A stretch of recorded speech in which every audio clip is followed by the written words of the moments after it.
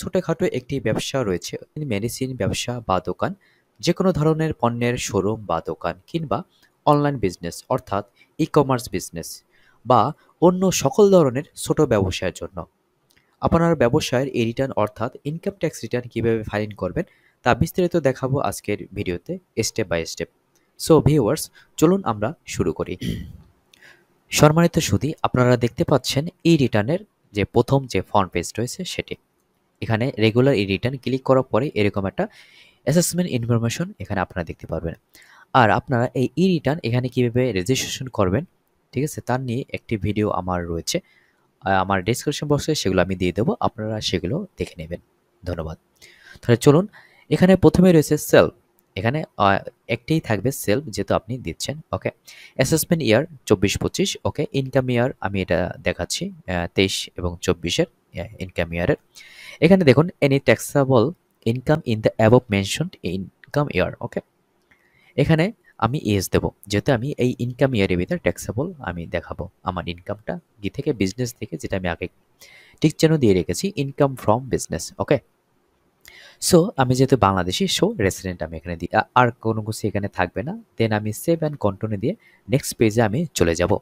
সেখানে দেখুন location of main source of income, আপনি কোথায় রয়েছেন, আপনি কোথা থেকে আপনার ট্যাক্স রিটার্ন জমা দিচ্ছে আপনার বিজনেসের জন্য। সেটা হতে পারে Dhaka north city, Dhaka south city, Chittagong city, other city corporation বা এনি আদার। আপনি যেখানেই সিটি কর্পোরেশন আন্ডারে থাকুন বা বাইরে থাকুন, আপনি সেখানে ক্লিক করবেন। আমি আজকে দেখাবো ঢাকা সাউথ সিটি কর্পোরেশনের আন্ডারে, ঠিক আছে।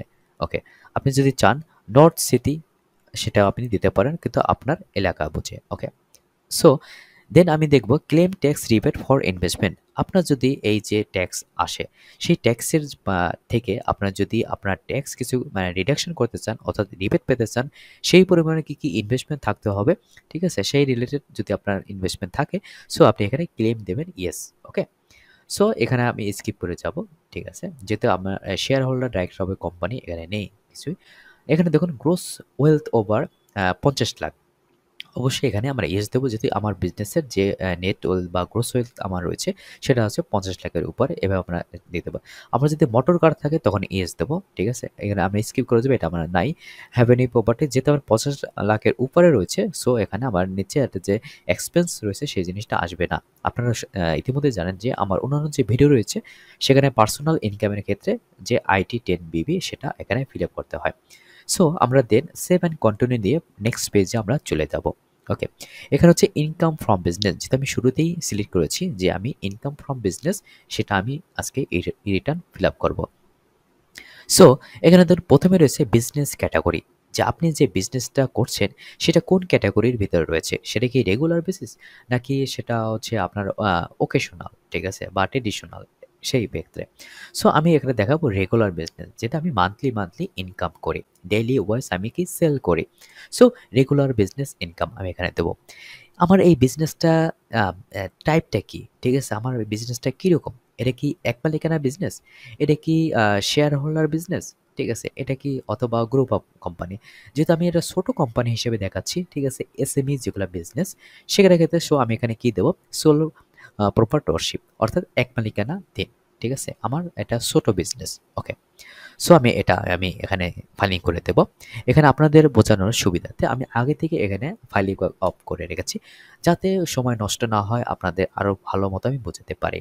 ওকে, সো এখানে দেখুন বিজনেস নেম। ওকে, সুন্দর। এখানে আমি বিজনেস নেম দিয়েছি এবিসি মেডিসিন, যেটা আমি আজকে দেখাচ্ছি আপনাদের যে একটি মেডিসিন যে বিজনেস করে বিজনেসম্যান, সে কীভাবে অনলাইনে তার ই রিটার্ন ফাইলিং করবে।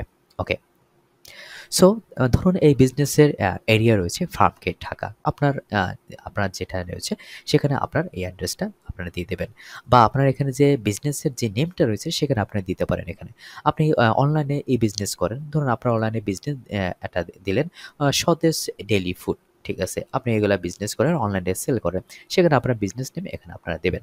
ওকে, সো ভালো। দেন হচ্ছে ইনকাম সামারি, আমি এখানে কি কি ইনকাম করি, কত সেল করি, কত গ্রস প্রফিট আমার আসে, নেট প্রফিট কত আসে, সমস্ত কিছু এখানে আমরা কত ফাইলিং করব স্টেপ বাই স্টেপ। ঠিক আছে? আমার ক্যাশ ইন হ্যান্ড কত রয়েছে, ইনভেন্টরি কত রয়েছে, ফিক্সড অ্যাসেট কত রয়েছে, আমি যদি কোনো লোন নেই সেগুলো কত, সব কিছু আমরা কিন্তু এখানে ফাইলিং করব স্টেপ বাই স্টেপ। সো প্রথমে রয়েছে ইনকাম সামারি। এজন্য আপনাদের এটাও বলে রাখি যে আপনারা যে এই যে ইনকাম সামারি অর্থাৎ আপনার কতটুকু ইনকাম হলো সেটা কিন্তু একটা ক্যালকুলেশন রয়েছে অ্যাকাউন্টিংয়ের হিসাবে। এটা কি ইনকাম স্টেটমেন্টে সেই জিনিসগুলো আমরা পাই। সো আমি আপনারা কিভাবে এই ইনকাম স্টেটমেন্ট তৈরি করবেন সে নিয়েও আমি অ্যানাদার একটি ভিডিও তৈরি করব, সেখানে আপনাদের দেখিয়ে দেবো। ওকে, তাহলে চলুন আমরা ইনকাম স্টেটমেন্ট থেকে কিভাবে আমরা এই সেল, গ্রস প্রফিট এবং যে আদার যে এক্সপেন্স রয়েছে যেমন জেনারেল, অ্যাডমিনিস্ট্রেটিভ, সেলিং এবং আদার এক্সপেন্স, ওকে, এগুলো আমরা কিভাবে ফাইলিং করব সেটা আমরা দেখাচ্ছি। সো এখানে দেখুন, এখানে হচ্ছে ইনকাম স্টেটমেন্ট। ধরুন আমি যে মেডিসিনে বিজনেস করি, আমার এই কোম্পানির ইনকাম স্টেটমেন্ট এটা রয়েছে 1 বছরের, ওকে, যেখানে আমি নেট সেল আমি করেছি। এই দেখুন এখানে রয়েছে 43,58,100, ওকে। তো এই জিনিসটা দেখুন আমার নেট সেল আমি এখানে কিন্তু অলরেডি ফাইলিং করে রেখেছি।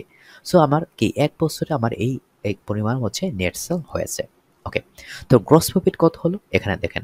গ্রস প্রফিট কিভাবে হলো, আমি যে সেল করলাম এই সেল করার জন্য আমার যে টোটাল যে কস্ট হলো সেলিং এর জন্য, ওই কস্টটা আমি এখানে মাইনাস দিছি। মাইনাস দিয়ে পরে ওকে গ্রস প্রফিট আমার আসলো 16,19,386, ওকে। এই টাকাটা আমি এখানে দিলাম গ্রস প্রফিট। সো আমার দেখুন আনাদার কিছু আমার কি খরচ রয়েছে, ঠিক আছে, general, administrative, sellings and other expense. আমার হচ্ছে যে শোরুম রয়েছে, আমার মেডিসিনের যে শোরুম রয়েছে বা দোকান রয়েছে সেখানে দোকানের ভাড়া, আমার বিভিন্ন সেলস ম্যান যে রয়েছে তাদের স্যালারি, ঠিক আছে, বা হচ্ছে ইলেকট্রিসিটির বিল বা হঠাবার, ঠিক আছে, সব কিছু মিলিয়ে হচ্ছে আমার এই খরচটা এখানে এসেছে। টোটাল অপারেটিং এক্সপেন্স কত, 8,54,159, এই এক্সপেন্সটা আমি এখানে দিয়েছি।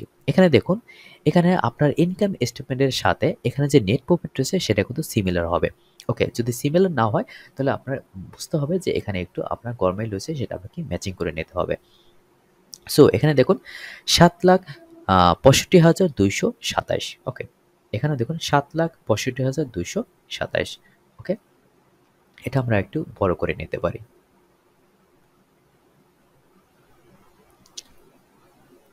সো আমরা নেট প্রফিট এটা সুন্দরভাবে ফাইলিং করে ফেললাম, ওকে। তারপরে আমরা আরেকটু দেখব এই পাশে, ওকে। এখন আমরা দেখব ব্যালেন্স শিটে। সো আমাদের ব্যালেন্স শিটে আমার কত প্রকার যত প্রকার রয়েছে, মনে করেন ফিক্সড অ্যাসেট রয়েছে বা আদার কিছু রয়েছে, সেগুলো সব কিছু আমরা এখানে ফাইলিং করব। সো প্রথমে রয়েছে cash in hand and bank, ঠিক আছে। সেক্ষেত্রে আমরা এখানে কিভাবে নিয়ে আসতে পারি। সো এখানে দেখুন আমি ক্যাশ ফ্লো স্টেটমেন্ট থেকে এখানে আমি যেটা দেখাবো, cash and cash equivalent at ending of the year, ঠিক আছে, 3,55,000, এটা আমরা এখান থেকে পাবো। এই অ্যামাউন্টটা কিন্তু আমরা কি ব্যালেন্স শিট থেকেও আমরা নিতে পারবো, ওকে। সো টোটাল ইনভেন্টরিজ, এই ইনভেন্টরিজ আপনার যে শোরুম রয়েছে এখানে টোটাল আপনি কত ইনভেন্টরিজ আপনি রেখেছেন সেটাও আলাদা একটা ক্যালকুলেশন রয়েছে, আপনারা ইনভেন্টরি ম্যানেজমেন্ট ক্যালকুলেশন, সেটা আমরা অ্যানাদার একটা ভিডিওতে সেগুলো আমি বুঝিয়ে দেবো, ওকে। সো ধরুন আপনার ইনভেন্টরিজ রয়েছে 10 লাখ, এই 10 লাখ আপনি এখানে ফাইলিং করলেন। সো এখন আমরা ব্যালেন্স শিটে যাব, ব্যালেন্স শিট থেকে আমরা কি অন্যান্যগুলো ইনফরমেশন কীভাবে ইনপুট করব সেটা আমরা দেখাবো। এখানে দেখুন তার হচ্ছে এবিসি মেডিসিনের তারা হচ্ছে ব্যালেন্স শিট। সো এখানে দেখুন নন কারেন্ট অ্যাসেট অর্থাৎ যেটা ফিক্সড অ্যাসেট যেগুলো রয়েছে প্রপার্টি, প্ল্যান্ট বা ইকুইপমেন্ট, এখানে যে দোকান রয়েছে সেই দোকানের বিষয়টা আমি বোঝাচ্ছি। এখানে কিন্তু বোঝাচ্ছি জাস্ট এক্সাম্পল সহকারে আপনাদের বোঝাচ্ছি, যাতে আপনারা আপনাদের সুবিধা মতে আপনাদের যে বিজনেস রয়েছে সেই বিজনেসের ব্যালেন্স শিট আপনারা কীভাবে তৈরি করবেন সেটা আপনারা নিজেরাই, ঠিক আছে, সেটা সুন্দর ফাইলিং করবেন, সেটা আপনারা নিজেরাই করবেন, ঠিক আছে। সো এটা জাস্ট আমি একটা ডেমো হিসেবে দেখাচ্ছি আপনাদের বোঝানোর সুবিধাতে, যারা আপনারা এইভাবে যেন তৈরি করতে পারেন, ওকে। সো এই যে ই রিটার্ন তৈরি করতে আপনাদের কি লাগতেছে, ব্যালেন্স শিট লাগতেছে, ফাইন্যান্সিয়াল স্টেটমেন্ট অফ ইনকাম যেটা রয়েছে মানে ইনকাম স্টেটমেন্ট লাগতেছে, ক্যাশ ফ্লো স্টেটমেন্ট লাগতেছে, ওকে। এখানে দেখুন নন কারেন্ট অ্যাসেট এত রয়েছে, ঠিক আছে, এবং আদার যে কারেন্ট অ্যাসেট রয়েছে এত, ওকে। এই দুটো জিনিসই কিন্তু আমি এখানে সুন্দরভাবে ফাইলিং করেছি, আপনারা দেখুন।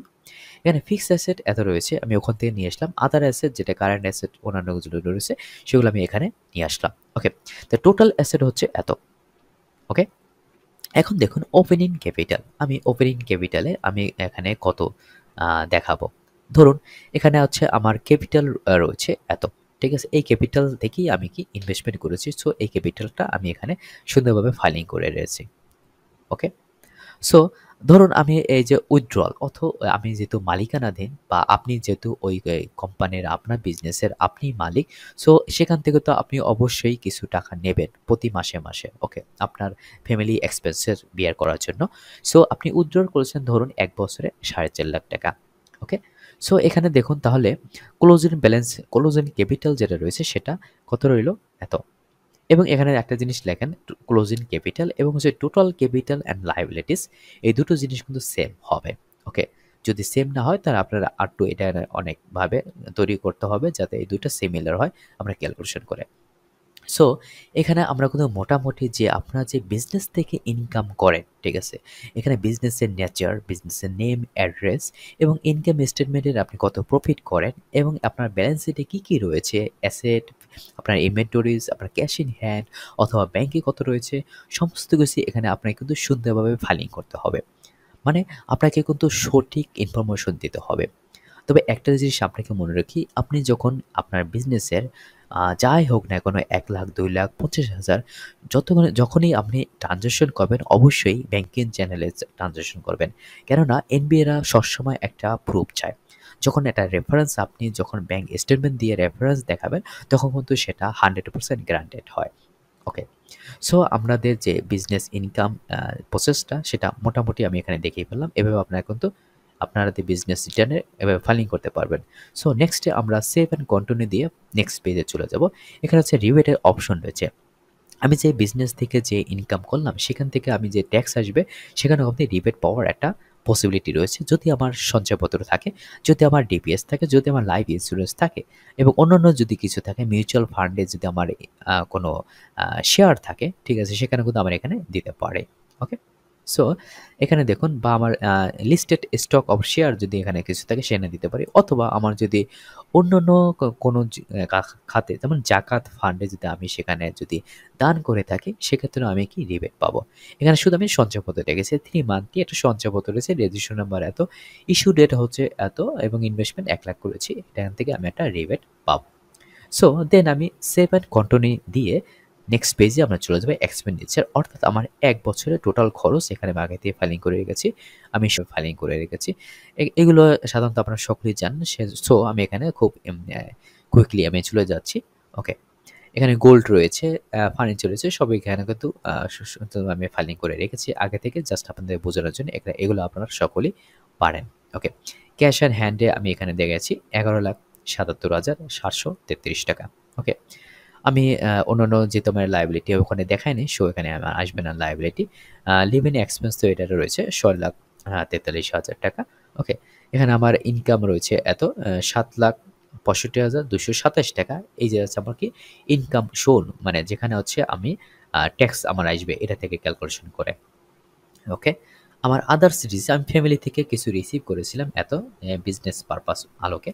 ওকে, এখানে নেট ওয়েলথ গত বছরের আমি এটা দেখাইছিলাম 4,50,000, ঠিক আছে, কিন্তু এখন যে আমার বিজনেস আমি রান করেছি আমার নেট ওয়েলথ আরও বৃদ্ধি পাবে, ঠিক আছে। গ্রোথ ওয়েলথ দেখুন দেখুন এত 29 লাখ, এখন দেখেন নেট ওয়েলথ কত হলো 29,27,773 টাকা। যেহেতু আমি বিজনেস রান করেছি এখানে ক্যাপিটাল নিয়ে এসেছি, অনেক ফিক্স অ্যাসেট আমার রয়েছে, দ্যাটস ওয়াই আমাদের নেট ওয়েলথ আমাকে অনেক বেশি।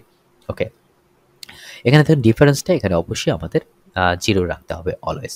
ওকে, সো দেন আমি দেখাচ্ছি যে ট্যাক্স এবং পেমেন্ট, আমার যে ট্যাক্স আসলো এই যে ইনকাম ফ্রম বিজনেস থেকে আমার ট্যাক্স আসবে, কত আসবে, এই যে ইনকাম রয়েছে এই ইনকামের উপর ক্যালকুলেশন করে কিন্তু আমার ট্যাক্স আসবে। ওকে, তো চলুন এটা যেহেতু আমাদের ইরিটেট করতেছি এখানে যেন অটোমেটিক কিন্তু ক্যালকুলেশন হয়ে যাচ্ছে। সো এখানে দেখুন gross tax before tax rebate কত হচ্ছে 36,523 টাকা, যেখানে আমার রিবেট আসলো কত 15,000 টাকা। সো আমার দিতে হবে কত এখন ট্যাক্স 21,523 টাকা।